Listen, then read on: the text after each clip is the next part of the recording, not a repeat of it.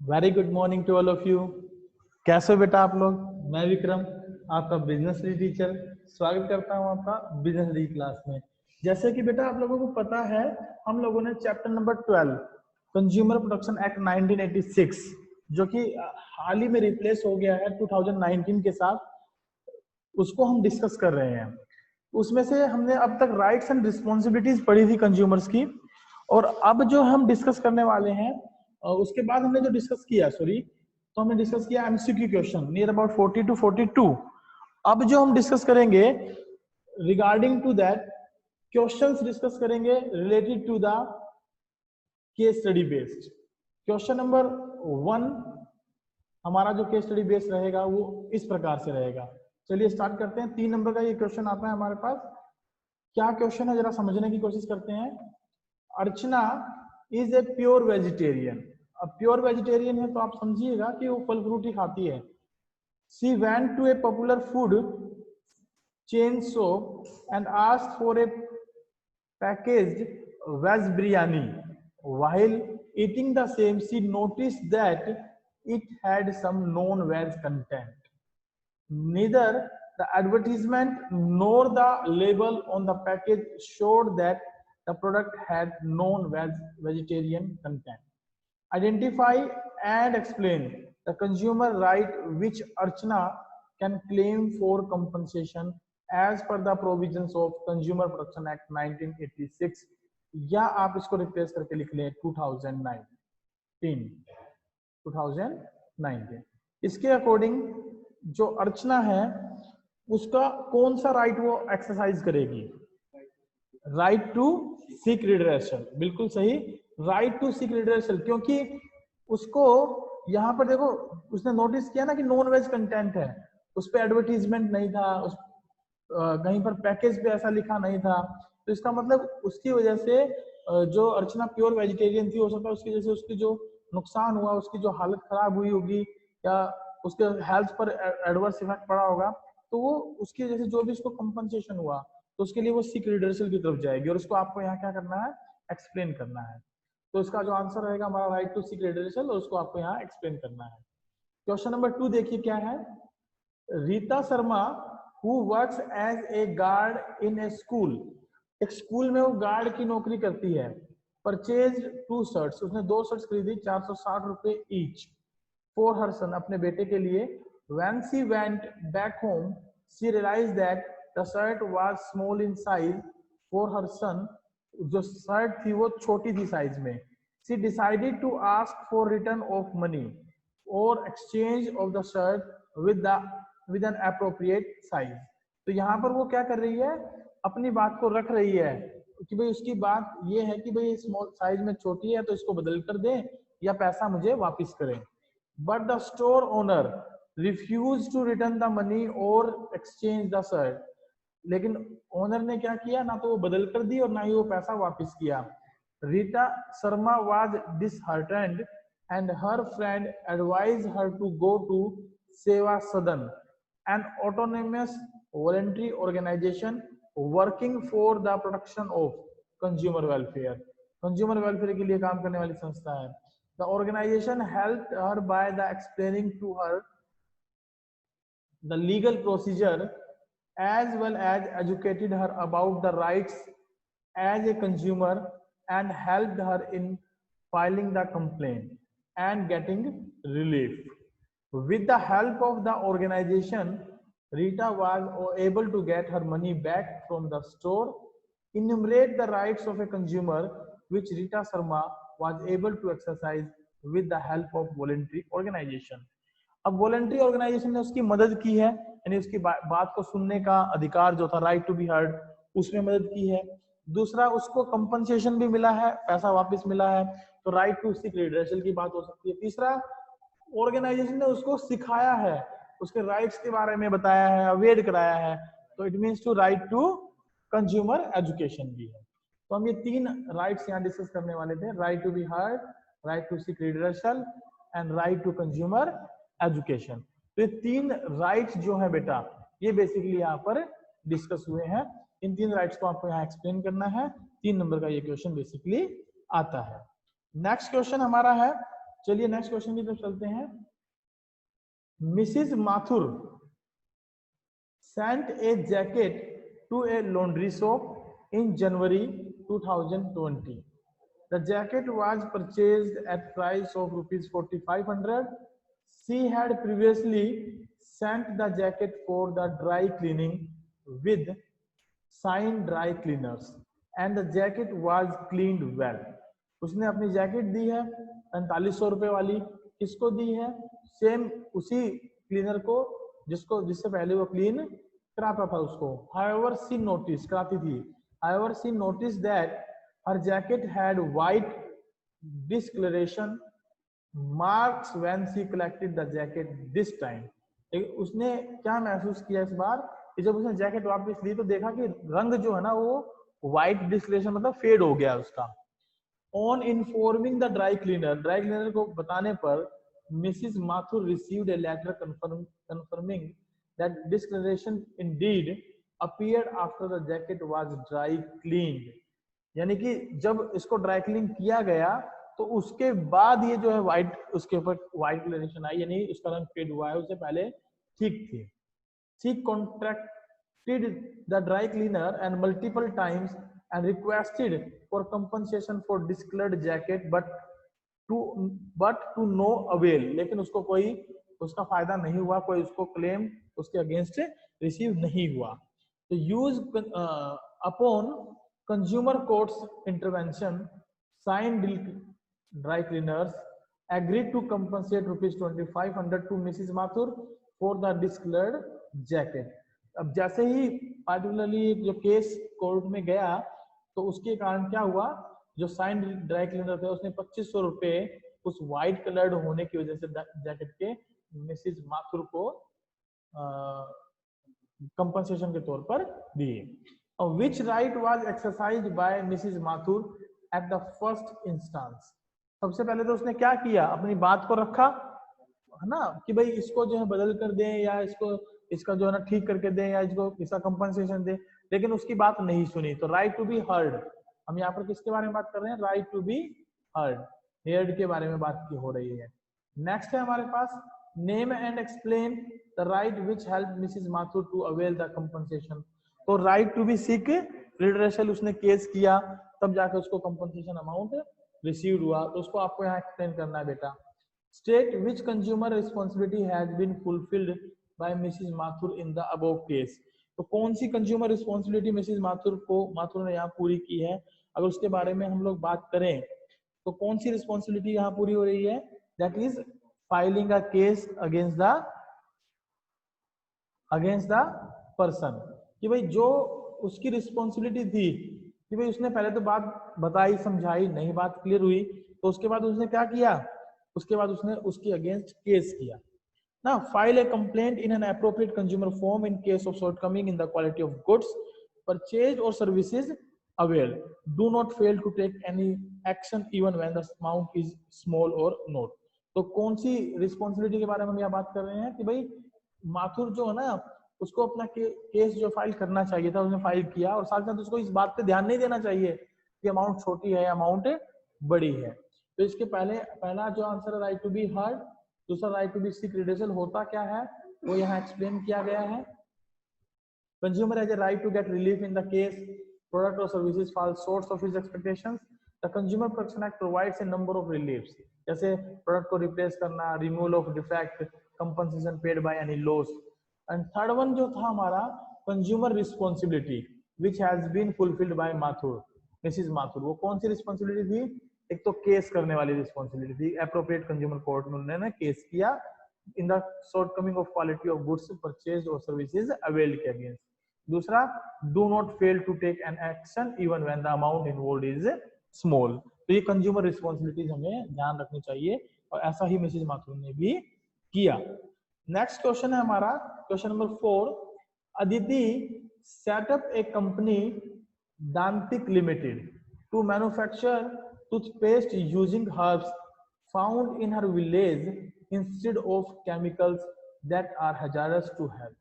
यानी अदिति ने क्या किया, एक कंपनी बनाई है, कंपनी सेटअप की है दांतिक लिमिटेड. क्या बनाती है? टूथपेस्ट बनाती है. Using herbs found in her village instead of chemical that are hazardous to health. उसने उसमें हर्ब्स नेचुरल प्रोडक्ट यूज किए बजाय केमिकल्स के, ताकि स्वास्थ्य को हानि ना पहुंचे। The package of the product was eco-friendly and had details like price, quantity, ingredients, direction for use and other relevant information। ये सारी बातें उसने अपने पैकेज पर डिस्क्लोज की, तो इसका मतलब राइट टू इंफॉर्मेशन को यूज किया। नेक्स्ट है, it also carries the contact details like address, phone number and email ID of दांती consumer services and grievance cell. NGOs बनाए, ग्रीवेंस सेल्स एस्टैब्लिश किए ताकि उसकी बात को सुना जा सके, right to be heard. The toothpaste become very popular and she started getting orders from the reputed traders, और उसको रेपुटेड ट्रेडर से ऑर्डर मिलने स्टार्ट हो गए। तो क्वेश्चन ये है, identify and explain any two rights of consumers discussed above. तो दो राइट्स कौन से डिस्कस हुए हैं, right to be heard and right to be information. तो इन दोनों अधिकारों को, दोनों राइट्स को आपने क्या करना है बेटा, एक्सप्लेन करना है। आप इनको यहाँ पर क्या करेंगे, एक्सप्लेन करेंगे। होप सो आपको ये क्वेश्चन समझ में आ रहे हैं बेटा? Yes sir. चलिए इसके राइट्स देख लीजिए। राइट्स दो है, right to be informed and right to be heard. इनको आप यहाँ एक्सप्लेन करेंगे। एक्सप्लेनेशन हम पहले डिस्कस कर चुके हैं, तो इस पर ज्यादा समय नहीं लगाएंगे, ये आपको खुद से लिखनी है। क्वेश्चन नंबर 5 देखें। Himesh after completing his graduation started working with a multinational company in Delhi, but due to ill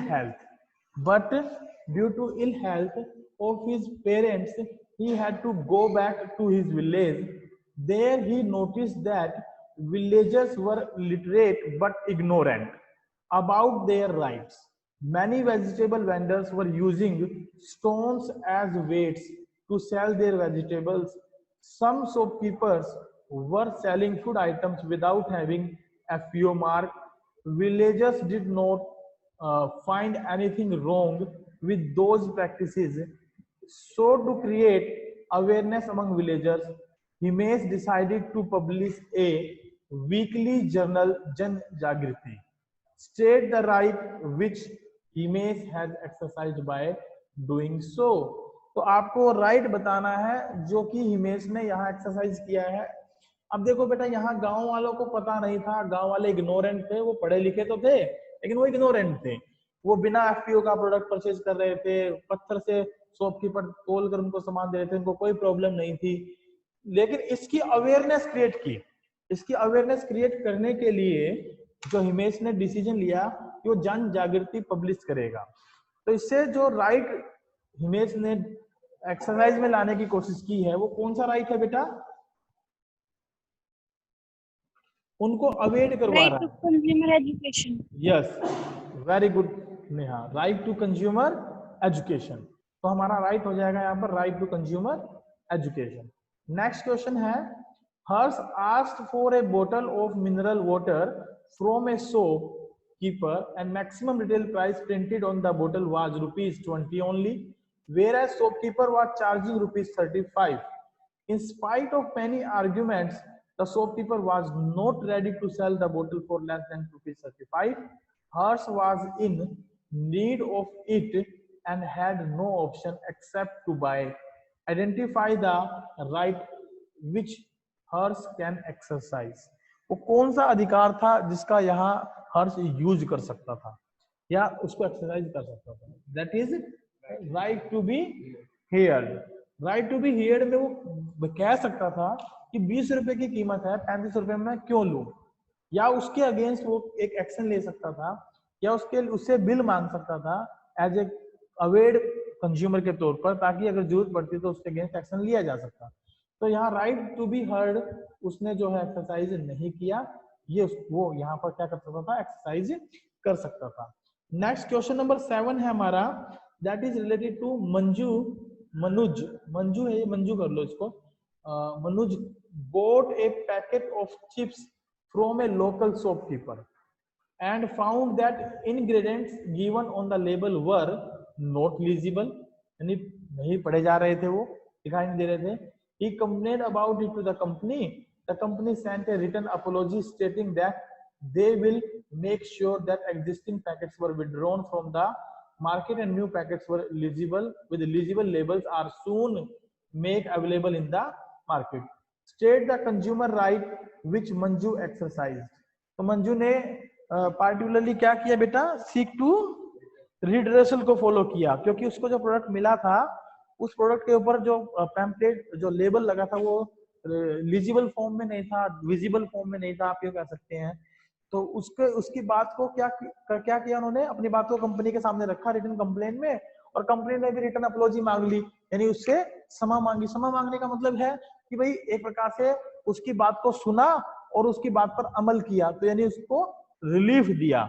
उसको रिलीफ में क्या दिया कि भाई हम अपॉलॉजी मांगते हैं कि ऐसे जो भी प्रोडक्ट मार्केट में अवेलेबल है उनको हम विड्रॉल कर लेंगे और उनकी जगह नए प्रोडक्ट मार्केट में लॉन्च करेंगे विद लीजिबल लेबल्स।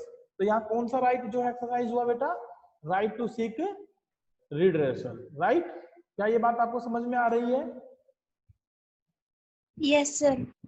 ओके, तो बेटा ये केस स्टडी जो है ये आपको समझ में आनी जरूरी है, क्योंकि एग्जाम में इनमें से क्वेश्चन पक्का आता है। चलिए नेक्स्ट केस स्टडी पर चलते हैं।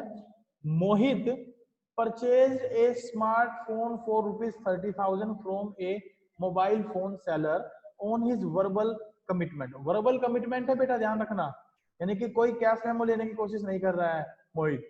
That the smartphone will be replaced in case of any defect, और ये कहकर फोन ले लिया वर्बल कमिटमेंट में कि भाई फोन रिप्लेस कर दिया जाएगा अगर कोई डिफेक्ट आया तो। With in A span of 6 month, 6 महीने के अंदर अंदर the phone started creating technical issues in spite of proper maintenance and upkeep of the phone. Phone को बड़े अच्छे तरीके से उसने संभाल के रखा, मेंटेन किया, लेकिन फिर भी उसमें 6 महीने के अंदर प्रॉब्लम, टेक्निकल इश्यूज आने स्टार्ट हो गए। द सेलर डिनाइड, सेलर ने मना कर दिया, taking any action on the complaint made by Mohit. Mohit ने जब इस बात को सेलर के सामने रखा ना, तो सेलर ने मना कर दिया स्पष्ट तौर पे। Name the redressal agency under the consumer protection act where the Mohit can file his complaint. उस एजेंसी का नाम बताइए जहां मोहित अपना केस डाल सकता है। बेटा अब बात करूं रिड्रेसल एजेंसी की, तो वह कहीं पर भी केस नहीं कर सकता, ध्यान रखना। क्यों केस नहीं कर सकता? क्योंकि हमने जब रिस्पॉन्सिबिलिटीज को डिस्कस किया था तो रिस्पॉन्सिबिलिटी में स्पष्ट हमने एक बात रखी थी। वो क्या बात थी कि अगर कैश मेमो नहीं मिला, अगर पार्टनर ने अगर कंज्यूमर ने कैश मेमो नहीं लिया, तो कैश मेमो न लेने की कंडीशन में हम वहां पर क्या करेंगे, कोई केस फाइल नहीं कर सकते। अगर कोई केस फाइल नहीं कर सकते तो सिंपली हम एक ही बात बताएंगे, no Mohit can not, no Mohit cannot file a complaint against the seller in the consumer court as he does not have a cash memo. He had purchased mobile phone on the verbal commitments only. So वो कहीं पर भी case नहीं कर सकता। पहला answer, क्यों नहीं कर सकता, दैट इज द रीजन, ये उसका रीजन रहेगा। चलिए नेक्स्ट है हमारे पास क्वेश्चन नंबर 9। क्वेश्चन नंबर 9 देखिए क्या है हमारे पास, that is related to ROC buys a packet of dry cake, dry cake का पैकेट परचेज किया from a cake shop without asking for the bill. अब अगेन वही बात आ गई बेटा, उसने कोई बिल नहीं लिया उसके लिए। The pack does not bear any information other than the name of the shop. After reaching home she finds the cake to be stale. Stale का मतलब क्या होता है बेटा, खट्टा, है ना। केक जो है वो क्या है, खट्टा है। तो आपको बताना क्या है, identify the consumer right that has been violated. वो कौन सा अधिकार है जो कंज्यूमर का यहाँ वॉयलेट हुआ है। दैट इज कोई भी उस पर इंफॉर्मेशन नहीं थी ना, तो कोई भी इंफॉर्मेशन नहीं थी, तो राइट टू इंफॉर्मेशन, एक तो ये राइट यहाँ वॉयलेट हुआ है। दूसरा अगर हम बात करें, state any 3 responsibilities that a consumer must keep in mind while purchasing any good. तो कोई भी प्रोडक्ट खरीदते हो तो उसको कौन सी रिस्पॉन्सिबिलिटी ध्यान में रखनी चाहिए। सबसे पहली तो यही है बेटा कि उसको कैश मेमो लेना चाहिए। दूसरी कि जब भी कोई प्रोडक्ट परचेज करता है तो उसको उसकी क्वालिटी को जरूर चेक करे bye checking the various type of symbols like FPO for food products, egg mark for the agriculture products, hall mark for the gold और ज्वेलरी आइटम्स, है ना। तीसरा, किसी भी प्रकार की यदि उसके साथ चीटिंग होती है तो उसके अगेंस्ट केस करने से वो ना कतराए। इग्नोर ना करे, चाहे अमाउंट छोटी ही क्यों ना हो। और इसके अलावा बहुत सारी रिस्पॉन्सिबिलिटी हमने डिस्कस की थी, वो सारी रिस्पॉन्सिबिलिटीज में से कोई 3 पॉइंट आप यहाँ पर डिस्कस कर सकते हैं। तो इसका आंसर हो जाएगा right to information and consumer responsibility, state any 3 consumer responsibility.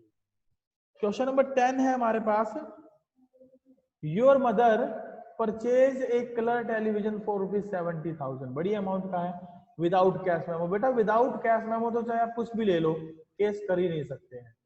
From an authorised dealer of the manufacturer with a guarantee that television will be replaced with a new one if any of its parts becomes defective within 3 months from the date of purchase. Within 10 days, a part of television was burnt and on complaining, the seller refused to replace the television. Right? And name the redressal agency under which the Consumer Protection Act where your mother can file a complaint. तो इसका answer आप लोग बताएं बेटा क्या होगा? बेटा sir वो कहीं पे भी हाँ कंप्लेन नहीं कर सकती, उसने कैश मेमो नहीं लिया। कैश मेमो नहीं लिया तो कहीं पर भी वो कंप्लेन नहीं कर सकता। इसलिए जब भी आप भी मार्केट में कोई इलेक्ट्रॉनिक आइटम, कोई गुड्स, कोई भी प्रोडक्ट परचेज करने जाए तो ask cash memo, cash memo जरूर मांगे आप लोग उससे, यानी बिल जरूर मांगे। तो no, my mother can not file a complaint against the dealer or the manufacturer in the court since she does not have cash memo which serves as the proof of purchase। ये इसका हमारा answer रहेगा। Question number 11 देखें क्या है हमारे सामने। Question number 11 है, अखिल a consumer purchased medicines without noticing that the date of expiry, he also did not obtain the cash memo। दो गलती कर दी बेटा। पहली गलती तो ये कर दी कि उसने चेक नहीं किया कि वो एक्सपायरी डेट की है या नहीं है। दूसरी गलती क्या कर दी? दूसरी गलती ये कर दी कि उसने कैश मेमो नहीं लिया। Do you think he will be able to protect himself by loss caused due to expired medicine? Give reasons to support your answer। क्या आप मानते हैं कि वो कहीं प्रोटेक्शन ले सकता है अपने आप में? नहीं ले सकता बेटा। क्यों नहीं ले सकता? रीजन सिंपली है, Akhil will not be able to protect himself by the loss caused to due to expired medicine because he did not fulfil his responsibility on the following grounds. उसने इन फॉलोइंग ग्राउंड्स पर responsibility नहीं उठाई। वो grounds क्या है? पहला ground तो ये था कि उसने कैश मेमो नहीं लिया। दूसरा ग्राउंड क्या था कि उसने इन्फॉर्मेशंस को चेक नहीं किया कि प्रोडक्ट एक्सपायरी है या नहीं है, यानी लेबल उसको उसने अच्छे से चेक नहीं किया। So he did not read the labels of the packet of medicine and did not notice the date of expiry. A consumer should always read labels carefully to have information about price, net weight, manufacturing and expiry of the dates. Secondly, he did not obtain the cash memo, a proof of the purchase made, which is necessary for filing a complaint in appropriate consumer court। तो ये दो basically बातें उसको ध्यान में रखनी चाहिए थी। नेक्स्ट हमारे पास केस स्टडी है बेटा, Ronit Raj, a marketing manager is a patient of diabetes for which he takes medicine regularly. One day on his tour to the Patna he met with an accident and was hospitalized. Due to doctor's negligence, a delicate nerve of his right leg was cut, rendering him crippled throughout the life। यानी गलती से एक जो है ना right leg से एक जो डेलिगेट नर्व, जो पार्टिकुलर नस थी, वो गलती से कट गई, जिसकी वजह से वो पूरी जिंदगी अपाहिज हो गया। Identify the consumer right that has been violated by the doctor under consumer protection act 1986, replace it with 2019। Now new act is your 2019 in the above situation. तो इस सिचुएशन में आपको बताना है कि कौन सा राइट यहाँ पर एक्सरसाइज हुआ। तो पार्टिकुलरली देखिए, मार्केटिंग मैनेजर था, डायबिटीज का पेशेंट था, मेडिसिन रेगुलर लेता था। वन डे वो अपना पटना गया टूर पर, उस एक्सीडेंट उसका हो गया और वो हॉस्पिटलाइज भी हुआ। लेकिन डॉक्टर्स ने क्या किया? नेग्लिजेंस। डॉक्टर्स ने इस बात पर ध्यान नहीं दिया कि वो एक जो है रेगुलर डायबिटीज पेशेंट है और उसने गलती से उसकी एक जो है नस को जो कि लेग की राइट साइड की नस थी उसको काट दिया, जिसकी वजह से वो क्या हो गया, हैंडीकैप्ड हो गया। तो ये क्या था, negligence of the service, poor quality of the service. तो पुअर क्वालिटी ऑफ सर्विसेज में राइट टू सेफ्टी जो अधिकार था, जो राइट था कंज्यूमर का, that has not been exercised by the doctor. तो राइट टू सेफ्टी हमारा यहाँ पर जो है जो इसने क्वेश्चन हमसे रखा था कि कौन सा कंज्यूमर राइट यहाँ एक्सरसाइज वायलेट हुआ है, that is right to safety. Next question है बेटा, Dushyant who was a vegetarian went to snack bar for having a french fries and later on found out that it had non-vegetarian content. ऐसी case study हम पहले भी पढ़ चुके हैं। neither the advertisement nor the packaging of the product displayed that the product has non-vegetarian content. Will Dushyant be able to claim compensation? Which right of consumer is violated here? बताइए कौन सा right यहाँ पर violet हुआ है। तो yes, Dushyant जो है वो क्या कर सकता है बेटा, यहाँ पर क्लेम कर सकता है, और उसका जो अधिकार यहाँ वॉलेट हुआ है that is right to information, क्योंकि इस पर किसी प्रकार की कोई एडवर्टीजमेंट मेंशन नहीं थी प्रोडक्ट के ऊपर कि whether it is a veg content containing the veg material और non veg material. So advertisement होनी चाहिए थी as per the legal guidelines. तो यस, वो क्लेम कर सकता है, और उसका जो राइट वॉलेट हुआ that is right to information. And this is the last case study. You please may take the snapshot of this case study and give the answer and send it to me within 2 minutes. Within 2 minutes आप इसको read करें। After 2 minutes आप इसका जो answer मेरे पास भेजेंगे। ये case study आप जो स्नैपशॉट ले लीजिए इसका, क्वेश्चन नंबर 14 का। This is the last case study for the today's topic. इसको आप पढ़ें, समझें और इसका आंसर दें। 4 नंबर का क्वेश्चन हमारे एग्जाम में जनरली आता है बेटा, तो आप इसका स्नैपशॉट ले लिया हो आपने, तो आप इसको जो है सोल्व करके इसका आंसर मेरे पास सेंड करें ताकि हम लोग उसको चेक कर सकें।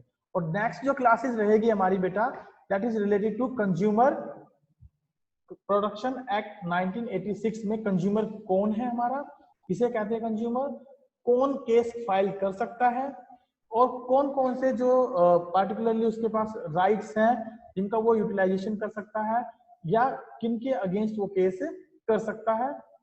रिडरेशनल एजेंसीज क्या है, 3 टियर जो सिस्टम है हमारा कंज्यूमर प्रोटेक्शन का, नेशनल लेवल पर, डिस्ट्रिक्ट लेवल, स्टेट लेवल पर और डिस्ट्रिक्ट लेवल पर, वो 3 टियर मशीनरी क्या है, रिडरेशनल सिस्टम क्या है, उसके बारे में हम डिस्कस करेंगे। And thereafter at the end हम इसको क्या करेंगे, रिकैप करेंगे बेटा। और रिकैप करने के बाद हम लोग इसके कुछ क्वेश्चंस डिस्कस करेंगे, जैसे हमने इन क्वेश्चनों को यहाँ पर डिस्कस किया। After that our chapter will be finished. So मैं आप लोगों से रिक्वेस्ट करता हूँ कि आप इस पूरी वीडियो को एक बार दोबारा से देखें, समझें, और जो भी केस स्टडी मैंने आप लोगों के साथ डिस्कस की है उन केस स्टडीज को आप अच्छे से अपनी नोटबुक में लिखें। केस स्टडी नंबर 1 से लेके केस स्टडी नंबर 14 तक आप पहला और आखिरी अक्षर लिखेंगे और उनके आंसर्स यहाँ पर मेंशन करेंगे। Is it okay? आपको समझ में आ गया? यस या नो? आंसर बताइए बेटा, आंसर दीजिए बेटा। Thank you very much.